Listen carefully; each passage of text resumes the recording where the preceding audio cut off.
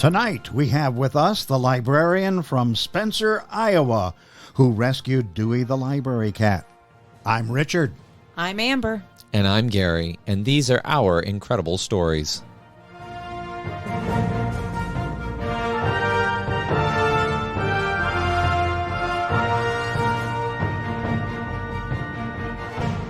Welcome to all of our listeners from around the world. We're happy to have you back with us. And we have a very special guest this evening, Vicki Myron, and she is a New York Times best-selling author. Welcome, Vicki. Well, it's nice to be here.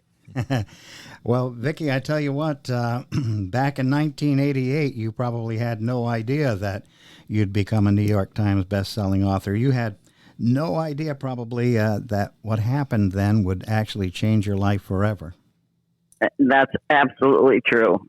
It was a typical morning. I wasn't expecting anything, and it changed my life forever. Yes.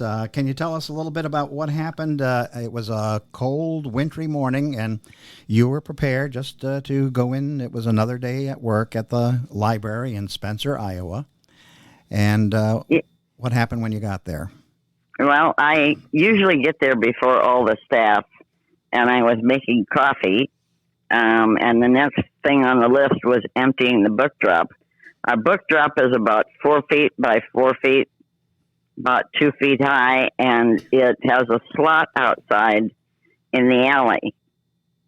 And people dump their books in there. This was a Monday morning, so the book drop was absolutely full to the top. Oh. And my assistant had come in, and she said, "What's that noise?" And I said, "I don't know, but it sounds like an animal. I hope it's not a mouse or a rat." And I opened the book drop, and in the front left corner was this very tiny kitten. Oh. And he wasn't really meowing. He was hoarse. But when the outside is 20 below, the inside of the box is 20 below because somebody had put in too many books, so the slot was open. And it's a metal box. So it was very, very cold. So I pulled him out, and he started purring immediately. And Jean said, my assistant said, "What are we going to do with him?" I said, "Well, the first thing we're going to do is give him a bath to warm him up. He's just freezing." So I put a little water in the sink, a little soap, and gave him a bath. He purred all the way through the bath. And then we dried him off. And by then, the staff was arriving. And no matter who held him, he snuggled in and purred like crazy. And he was the cutest little thing. So somebody said, "Well, what are we going to do with him?" And I said, "You know what? I've got an idea." Since I had been director at the library, I'd always felt that it was very institutional and cold. The library was built in 1971, and it was concrete blocks that had never been painted. Oh. And the carpeting was orange, and all the furniture was black. So it was like walking into Halloween every day. Oh, my. And I had been working to get the money to redo the library, and my main goal was to make it more homey and more friendly, and a place you want to come and sit. And I just thought, if this cat likes people, we've got a homey feeling. And so we kept him for a few days. I called the city attorney to make sure it was legal. Then I called all of the board members and the city council, and most of them said, "Well, I've never heard of it, but I don't think there's any law against it." So we decided to keep him. And the first few days we kept him in the back room because his pads on the bottom of his feet were frozen, and eventually they fell off. And we needed to get some food in him and get him acclimated to the library. And he did really good. So about a week later, a couple of the board members came in, and they met him and fell in love with him. And he purred and purred and purred. So then we decided we would introduce him to the public. But first we had to have a name. And I had originally called him Dewey, not because of the Dewey Decimal System, but because Melville Dewey is like the godfather of libraries. Okay. He started it all, so we were calling him Dewey, and then my children's librarian said, well, I don't think that's a long enough name. She said, there's a cartoon show on Saturday mornings called O.G. Readmore. Why don't we call him Dewey Readmore? I love I said, it. well, let's make it a sentence. I said, Dewey read more books. Oh, that's fantastic. So it fit, but we still held a contest for the public to name him so that they would feel a part of it. And we got over 375 names. Most of them were kind of weird, goofy, but over 60 people asked us to keep the name Dewey. So that's how it started. And he just became the star of the library. I mean, everybody loved him. And he was so friendly. He would climb in people's laps and snuggle up for a nap. And he just made the place cheerier. He made the staff come together more. And it all started from that. Yeah, and then in August of 1989, he decided to take a little vacation, didn't he? Yes, he did. He was, like I said, super popular by then. The thing about Dewey is I never promoted him, but if somebody asked me for an interview, I never turned it down. Mm-hmm. So people would write, come and visit and see him and meet him, and then go home and write an article for their local newspaper. And then Chuck Offenberger, who had a column in the Des Moines Register, came and wrote an article about Dewey. And then some woman put it in a magazine, and it just ballooned like that. So he was very famous. And in 1989, as we were remodeling the library, our janitor, who cleans late at night, had come in. And the next morning that I arrived, there was no Dewey. Uh-oh. And we looked everywhere. He had special hiding places. He would go in between the bookshelves and lay in there when he wanted privacy. But we looked through all the common book areas and everywhere we could think of, and he wasn't around. And the next day he wasn't there. And so I called the janitor and I said, when you put the garbage out, do you prop the door open? And he said, yes, I do. And so I knew Dewey had gotten out. And he'd never been around traffic or cars or the outdoors ever. So we were really frightened. I didn't tell the public because I didn't want to scare the kids. Mm. Oh, And yeah. I decided I would wait. And, we told some of the regulars so that they could go out and look for him. And the staff on their lunch hours and their breaks would go out and look for him. Couldn't find him anywhere. So on the third day that he was gone, I decided I needed to write a press release to let people know. And I was working on it when my assistant walked in, and she had gone downtown, which is just a block away. And she'd gone to the drugstore for something, and she said, Vicki. And I said, what? She said, Vicki, look. And she had found Dewey underneath a car on Grand Avenue, Oh. which is the main road in town and very, very busy. And he was filthy dirty, had oil on him. He had been behind under cars, and very frightened. So I gave him a bath again, cleaned him up. And the funny thing is, after that day of being outside by all the trucks and the cars and the semis, he never, ever tried to get out again. Even if you left the door open, he wouldn't go anywhere near it. I can understand why. Mm-hmm. Yeah, Yeah, he was a smart cat. he was. Yeah. I've never met a cat like Dewey. he was, it's hard to describe him. I know people think I'm exaggerating, but he was not only smart, he was so in tune to people. If somebody had lost, like their wife or their dog or something and were sad, he spent hours with that person on their lap.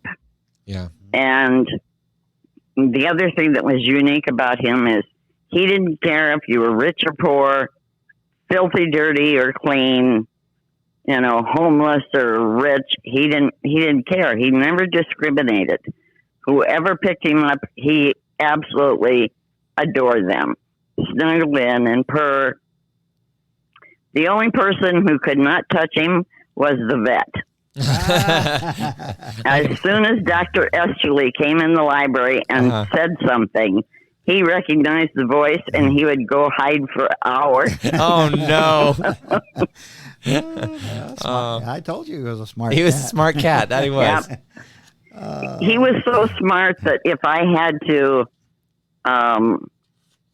bath became a dirty word after he'd had those first couple of ones. You couldn't say the word bath. You had to spell it. And if I was going to take him to the vet for a checkup or a shot, I couldn't even think about it. Oh, what I had to do is pretend that it was a normal day and have one of the staff in line so that when I pulled my car into the alley, whoever that staff person was had to bring him out to me. Oh, no. Because even if I said, we've got an appointment today, he took off and you couldn't find him for hours. I swear he knew English. I couldn't say the word scissors. When I'd trim up a knot on him or something. Yeah. Couldn't talk about that. So he was a very smart boy. Yes. And wonderful with the public. Yeah. In fact, absolutely wonderful. In fact, you gave him the title of staff supervisor, didn't you? Yes, I did. He was a city employee, and the reason he was a city employee is his vet, Dr. Esterly, gave him a city employee discount. Oh, wow. Yes. So he was officially the meter and greeter and the PR person. And he brought more people into the library than you could imagine. Before I found him, we would get like 60,000 people a year in there. After we had him, it went to immediately 100,000. Oh, wow. Almost double. Almost double. Yes. And it was a busy library, so it was a good thing that he loved everybody because we had 300 people a day in there, average. Mm-hmm. Wow. Mm-hmm. And he was great. He even raised some money for a charity pet photograph contest in 1990, didn't he?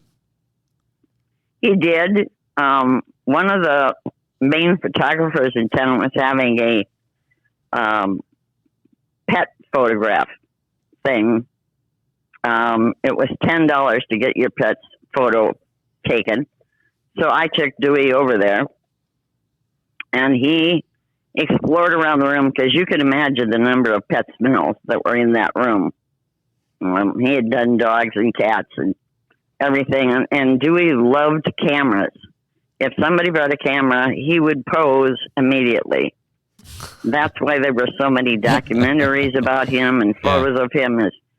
He loved the camera, but he was so confused being in there, he wouldn't sit on the chair. So finally I said to the photographer, I said, do you mind if I show him your camera? He said, well, it's not a regular camera. It was one of the big box ones that you put a black cloth over your head and all that stuff. And I said, well, let me try. So I took him over and I said, Dewey, this is a camera. And I let him smell it and everything. And then I put him down and I said, go sit in that chair. And he got up on the chair and posed for that picture in one take. Oh, wow. So then 2 weeks later, Shopko had a pet photo contest for the most beautiful pet in Spencer. So I submitted that photo, and there was no names on anything. but the people of Spencer knew him already, so he won the contest by a landslide. And so we gave the money to the Friends of the Library for improvements. And, Oh, that's great. so they could get away from those Halloween colors and have some more. Yes, I remodeled the library in 1989, and we called it Move Out, Move Over, Move In. Mm-hmm. It took us about 2 weeks. You can imagine moving all those books and all the shelves and all the furniture. And so he lived at my house for 2 weeks. If there was a holiday or we weren't open, I always took him home with me. Mm-hmm. And so we got the remodeling done, got brand new carpet and shelves, and brought some color in, and also painted all the walls. So I brought him back when the furniture was back in, but the painting wasn't done. And the painter was married to one of my staff people. His name is Tony Joy. And he was painting up above the bookshelves. And we had like 14-foot ceilings. So Tony would bring a really tall ladder, and every single time he started painting, Dewey would climb the ladder. He loved ladders, absolutely loved them. And then he would get up on top of the bookshelf and just walk back and forth. And Tony told me one day, he always called me Mrs. President. And he said, Mrs. President, I don't think I'm going to be liable if there's blue paint on your cat. But Dewey was very careful. He never got any paint on him, and he'd eventually come down from the ladder. And one of the other things he loved was Christmas. Oh. He had an absolute addiction to the Christmas tree. Oh. The first time we brought it out, it was an artificial Christmas tree, in a big box. And we had other small boxes of ornaments and stuff to hang on the tree, because I always did a theme tree every year, something different. And the first time we brought it out and brought out that tree box, he went crazy. He, what I call, danced with joy. He'd prance around with this big grin on his face and jump in the box with the branches and just go crazy. And then as soon as the tree was decorated and done, we would put like 4 empty boxes underneath it that were wrapped like Christmas gifts, just for looks. And every morning I would come into work, all those boxes that were under the tree were pushed away about 5 feet so that he could sleep under it. How funny is that? And we usually decorated on the first Monday in December and left it up until after Christmas. So he slept under that tree every night. Just loved it. And one year, the Friends of the Library and I did a Dewey-centered tree. We took paper doilies and cut out pictures of him, copies of pictures, and cut them in round circles and put them on the doilies. And then we had poinsettias on it, so it was a red and white Christmas tree with a giant bow at the top. And there was a contest in town at the convention center for people who would bring in trees. They would be up for like a weekend, and people would pay to go through and look at them. And some of them you could buy, some of them not. But we did a tree that year, and we put a big sign on it that said, "Do we love Christmas?" Yes, we do. and it was spelled Dewey. Oh, that's great. So I took it out of the library on a Friday night to get it set up at the convention center, and Dewey was just lost, heartbroken. He didn't have his tree, so he moped around for a while and was very happy when I brought it back. But the funny thing is, he helped me decorate it. in those boxes of decorations was a skein of yarn, red yarn. And he discovered that one day, just went nuts over it, carried it around, kicked it with his back feet, slept with it like a pillow. And so when we finished decorating the tree, I thought it was done. And I came in the next morning, and he had gotten a hold of the end of the yarn and wove it through the bottom branches of the tree. Yeah, it was about a foot high. He had decorated it with yarn, and I thought, that's a really great idea. So when we took it to the convention center, I wound the yarn up through the tree and then left the skein laying at the bottom. And we won first prize. How about that? Mm-hmm. In fact, I still have that skein of yarn. Oh. I kept it That's brought fantastic. it home. Mm-hmm. Mm-hmm. That cat was something else. Unconditional love, and what an amazing story. Oh, he taught people so many lessons. We had one guy, I'm not sure he was homeless, but he was probably as close to homeless as possible. He never spoke to any of the staff. We never knew his name, but he would come in, walk around, find Dewey, and pick him up on his shoulder in the Dewey carry, and he would talk to him for about 15 minutes. Mm-hmm. And then he'd put him down and leave, and he sometimes came in twice a day. Mm-hmm. And he was not that clean a person. There was a bit of smell, but Dewey just snuggled up to him, and when Dewey passed away at 19 and a half years old, that guy never came back again. Mm. Oh, wow. That really speaks volumes. He had his own special bonding with the cat. Yeah, he did. Yes, he did.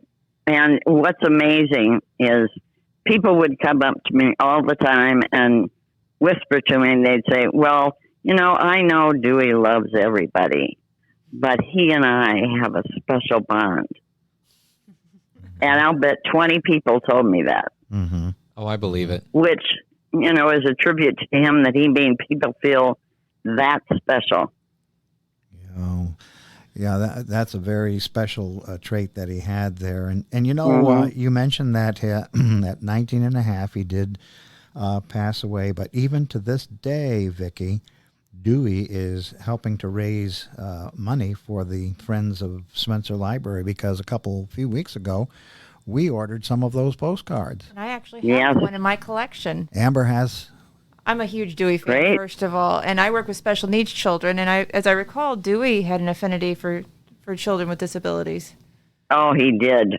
His favorite out of all of them was Crystal. And she was in a wheelchair, didn't have much movement, and couldn't speak, and just, made noises once in a while. And one day when she was in there, I put Dewey she had a tray on the front of her wheelchair to put books and things on. Dewey climbed up there, and she just squealed with delight. And I've never seen that big a smile in my life. And so a couple of weeks later when she came in, it was a really cold day, and Dewey loved to be warm. So I unzipped her winter coat and put him inside. Mm-hmm. And he went to sleep. And she just grinned and grinned and grinned. Mm-hmm. And after that, when she would come into the library, she would squeal, make a noise, and he'd come running. And he sat on her tray every time she came in. Wow. And the other effect he had on the special needs people was we had kids and adults that both had special needs, and they would come to the library once a week. Because Dewey didn't like noise or, people talking loud and running around, they knew that if they came in, they had to be quiet and do what the teacher said, because if they didn't, Dewey would leave. So it changed the behavior of both of those classes and also our story hour kids. Oh, wow. They figured out if they were noisy and rowdy that Dewey would walk out of the room. So He was born to work in a library. He almost doesn't He seem like was. a cat. Huh? He almost doesn't seem like a cat. No. no, and I always said Dewey was an old soul. Yes. Yeah. I've never met an animal that had that many characteristics of a person, Yes. Mhm. you know. And babies, oh my God, he adored babies. And a lot of mothers, didn't trust him around little ones, Yeah. but they would come in with a car seat, with the baby in it and sit it on the floor. And Dewey was very smart. He'd sit about 6 feet away, and then he'd watch the mother and the baby, and then he'd scooch sideways just a little bit and just a little bit until he was next to the baby. And they would poke his nose and pull his hair, and hit him and stuff. He never moved. He loved babies. Oh, man. Yeah, That's amazing. Yep. Hmm. Vicki, this is an incredible story all by itself, even if it were to end here. But your story continues. Chapter 2, you end up becoming a best-selling author because of all of this. How did that happen? Yes. Well, as my friends like to say, I wasn't retired, I was rewired. That's pretty good. When Dewey passed away, it was about 12:30 in the afternoon. He had stomach cancer, a very huge mass in his stomach, and we had to put him down. It was squishing his kidneys, and he was in a lot of pain. So we put him down, and, the staff knew, and I don't know if they called family members or what, or if the radio station found out.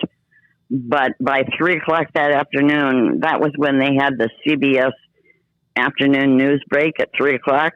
Yeah. They announced it that day. Oh, wow. So it got onto the wire services somehow. The next day, it was in 275 newspapers in the United States. It was also announced in, I don't know how many countries, Japan, Australia, England. So since it was such big news, there was a literary agent in New York. Well, actually, I had 3 agents call me. 2 of them wanted cute little cat books, that were just silly, and I didn't want to do that. And the 3rd agent who called me, Peter McGuigan, he said, I want you to write a real book. I want a good book that you want to write. And I said, that's wonderful, but I'm still working full time. I don't know how I'd ever get it done. And he said, well, I'll get you a co-author. And so there were about 6 people who called me. I didn't really click with any of them until the last one, and that was Brett Witter. And the funny thing is, when Peter told Brett about writing this book, he said, okay, let me get this straight. You want me to go to Iowa, to some podunk town, to talk to a librarian about a cat that's dead. And at the same time, when Peter told me about Brett, I said, this is not going to work. He's the same age as my daughter. He lives in Louisville, Kentucky. How are we going to have anything in common? How is this going to work? Well, Brett called me and we talked for over 3 hours. Oh, wow. And the next day he emailed me a few paragraphs of what he got out of it. And my reaction was, oh my God, that's me. That's my voice. Yeah. And so it worked out wonderfully. And eventually I retired just to focus on the book. And we knew it was good when they started a bidding war among the publishers. Everybody was jumping in trying to get the book. But on on a Tuesday, they were going to take it to auction. Because really popular books, they take to auction and then all the publishers bid on them. Well, the publisher that we had read the book at midnight in bed and cried all the way through it. And so she called her assistant and said, get this book no matter what. Wow. So we were very lucky. And the other reason it was a bestseller is because he'd had a guy from Boston do a documentary on him. He'd had Japanese public television come for 6 days and do a documentary on him. He'd been in like 27 magazines and I don't know how many newspapers, so he already had a fan base. Yeah. And that's why we climbed the bestseller list so quickly. Amazing. Something that you never dreamed in your wildest dreams that would ever happen. It's amazing, Vicki, how sometimes things happen in our life and we take a turn that we never expected to take in the first place. Exactly. And you know what's the most amazing? I'm still getting 10, 12 fan letters a month. Oh, wow. It's still happening. People are still rereading it or they're discovering it for the first time. Yeah. And it's amazing. I get fan letters like you can't believe the impact that book had on people. Women who have gone through a divorce, women who have health problems, people who've lost family to cancer or suicide. It's all over. I even had a guy in the Navy who was on a ship outside of Afghanistan who wrote me and said, I have to read your book only at night in my bunk because I don't want the other soldiers to see me crying. Wow.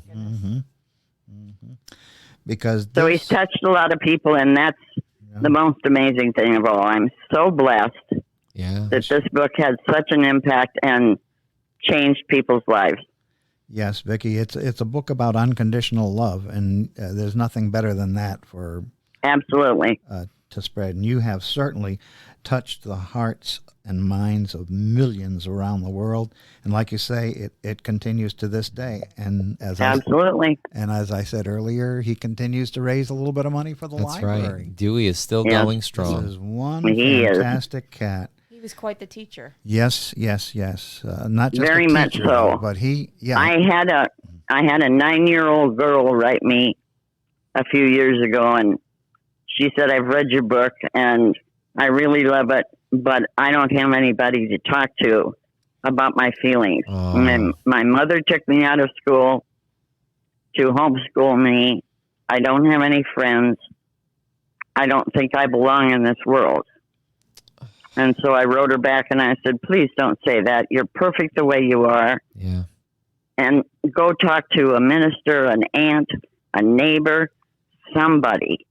And I said, if you can't find anyone else to talk to, you write to me. Yeah. And so we wrote back and forth for about 3 months. And I said, go reread the Dewey book, but pretend Dewey's a person, not a cat. Yeah. Yeah. And she wrote me back and she said, I've learned so much for your book, and I hope you're proud of me. I went out to the playground today and I made a friend. Oh, that's amazing. Isn't it? Yeah, it really is. You are, you're making a difference, Vicki. And through Dewey and you, the world is a better place. Well, I'm very honored that I was part of this.